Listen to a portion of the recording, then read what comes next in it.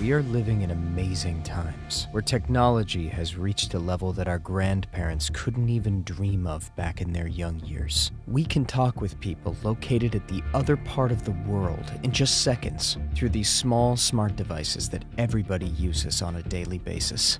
We can install and uninstall such a great variety of mobile apps meant to help make our lives easier. There is no doubt that these smartphones are a great addition to our everyday activities. But have you ever wondered if we are really the ones that use them and not them using us? What I'm saying to people is, to all of us, I'm not knocking the phone. What I'm saying is, what is it doing to us? Any intelligence service in the world that has significant funding and a real technological research team can own that phone the minute it connects to their network. As soon as you turn it on, it can be theirs. They can turn it into a microphone, they can take pictures from it, they can take the data off of it.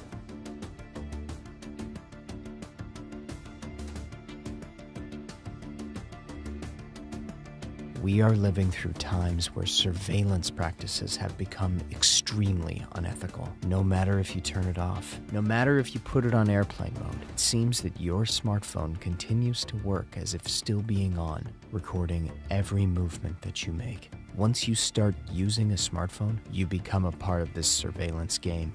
While many believe that only our data is being exploited, the fact of the matter is that the ones being actually exploited are us, the people. The process of surveillance that many of the mobile carriers are using is based on the usage of the International Mobile Equipment Identity, known as IMEI, and the International Mobile Subscriber Identity, known as IMSI. These are codes that help determine every single movement that you make whenever you have your phone near you. Both codes, IMEI and IMSI, represent the identification numbers that your smartphone and SIM card has, which are unique.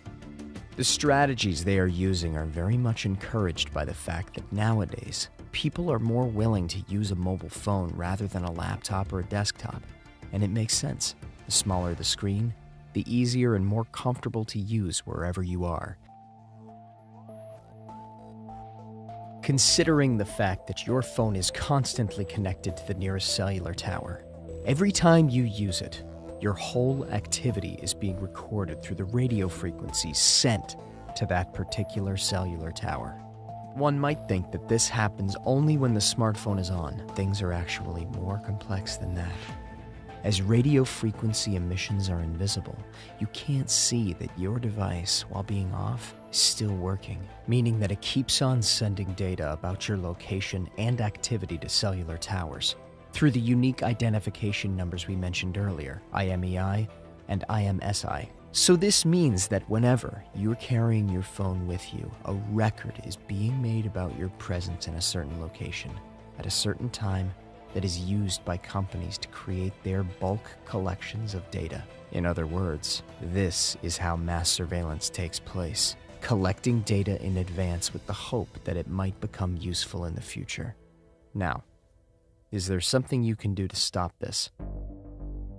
While this mass surveillance could be too complex to completely block it, any average person can simply shut the phone off. Yet, how can you tell if your device is actually turned off?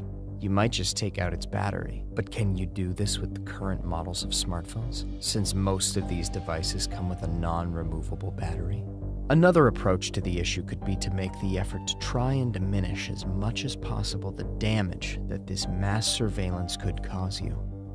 Different ways of using your smartphone could be the answer, meaning that you could, let's say, use a virtual private network known as VPN that will encrypt and anonymize your online traffic. Also, you can turn to encrypted chat apps such as iMessage, which hide your messages and pictures to not be captured by surveillance programs. Turning off your phone's GPS seems to be another solution, but by doing so, some of your maps and weather apps won't work anymore. You might also turn it off and put it in a special bag, like a Faraday pouch.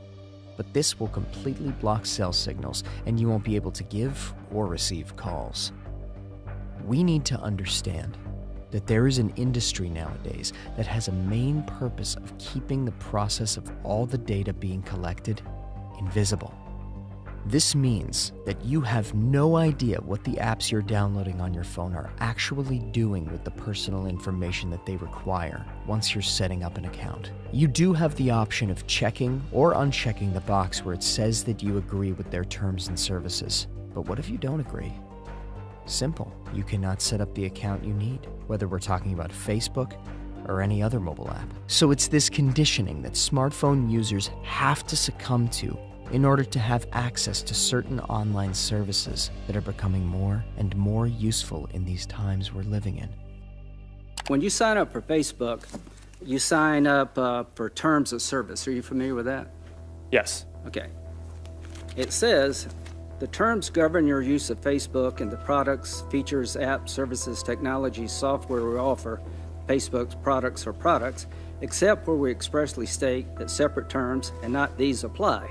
I'm a lawyer, I have no idea what that means. But when you look at terms of service, this is what you get. Do you think the average consumer understands what they're signing up for? I don't think that the average person likely reads that whole document. The whole process of gathering our personal information is so complex and lacks transparency that it's really hard to see what is actually happening when using the smartphone. This smart device that you and everybody in the whole world is using represents the bridge between you, the user, and the corporations, the governments. And in order to have the right to use the online services that everybody needs nowadays, you have to provide free access through that bridge to your personal data, which is collected and used without you having not even the slightest idea. You are being conditioned to use your phone that you paid for with the money that you worked for by following certain rules so that you become the main source of profit for those that need it. All this data that you're offering through the actions that you take with your smartphone becomes someone else's possession because all the records about you are not yours anymore. Once you agree, once you check that box that says you understood their terms and services, you are giving it all away to be used in whatever way profit hunters need to use it. In other words, as hard as it might be to understand, you agree that your phone is free to spy on you whenever and however.